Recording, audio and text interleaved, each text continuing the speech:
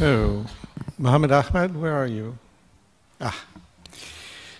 So, all of this may seem to an American audience rather distant. Yes, the threat of terrorism is a threat that we all know about, and certainly so close to the anniversary of 9/11. But in fact, there are communities in the United States that might be particularly vulnerable to the kind of indoctrination that these sorts of videos are fighting against. And Muhammed Ahmed, who works with, I always get these, I'm terrible, it's like I'm dyslexic, the International Center for the Study of Violent Extremism, has looked very closely at the issue of indoctrination of Somali communities in America, Somali immigrants and the children of Somali immigrants in America. And I think that we have a lot to learn from him, so I'll just invite him up straight away.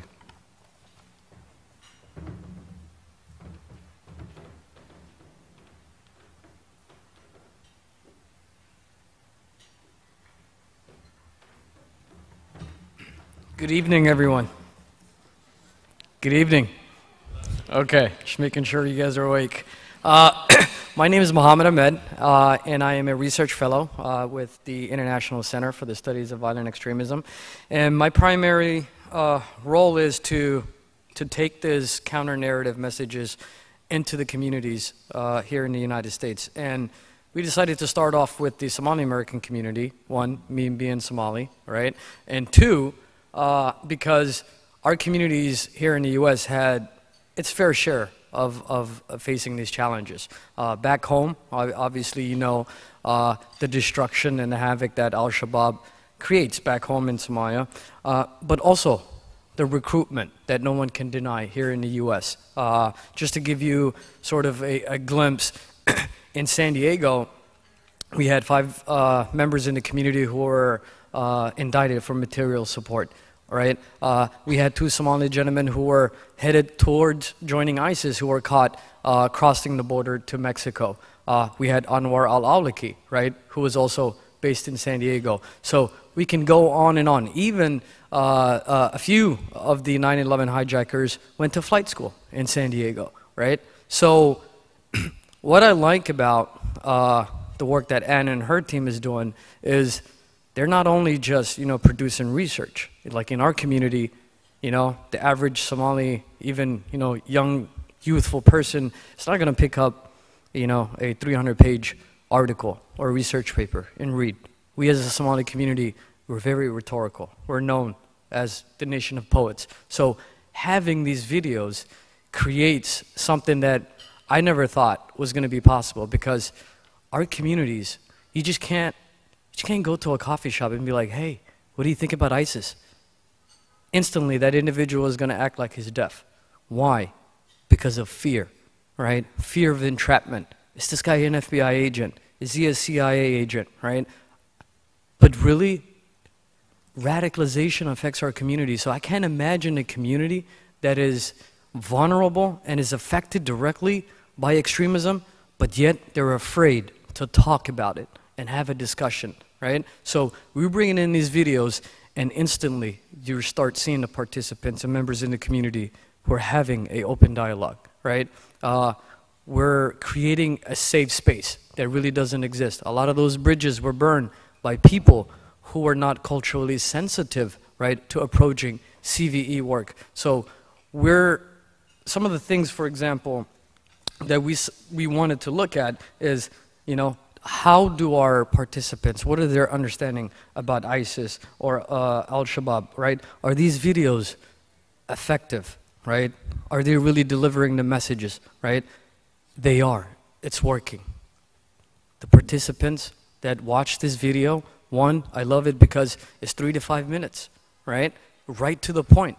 But participants are engaging in a conversation and they're sharing ideas that they may not feel comfortable if a law enforcement officer was there, right? Someone who was there that were outside of their community, right? Or out in the public. So some of the findings that we have is, one, it provides a safe environment for discussion which is very, very important, not only for the Somali community, but any community, right? Somewhere where your ideas could be respected, your views could be heard, is what any human person would need.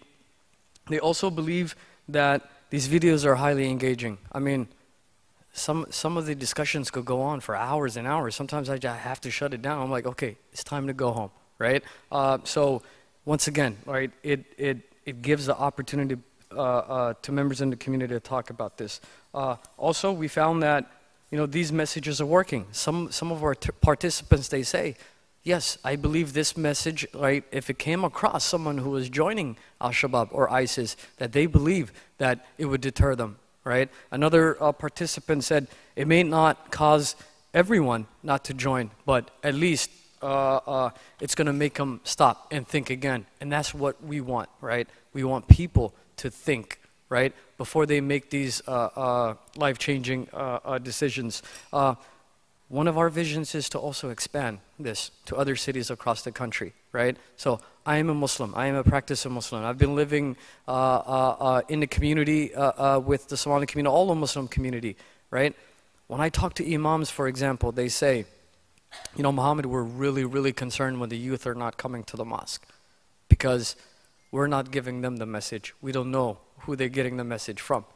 These videos are perfect because a lot of the time, I'm youthful myself, I spend so much time on my phone.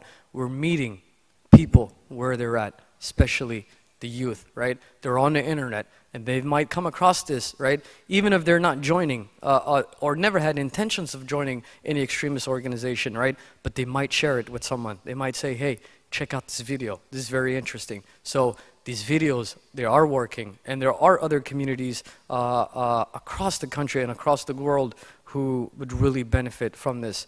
And I'm gonna just end it with this. As Somali, as you know, we're very poetic people, so I'm gonna say a saying that my dad always told me, "Farkaliya fol madagda." It means one finger cannot wash a face. If you don't believe me, try it. Right? So you need 5 fingers to wash a face. So my dad always told me that when you're engaging in any effort to make a difference, right, you need everybody's partnership. And this is what we see right now, right? It's not only our center, or it's not only Qatar, it's not only Kenya, it's everyone's responsibility. And if we work together to counter this, definitely we will have a better world. Thank you.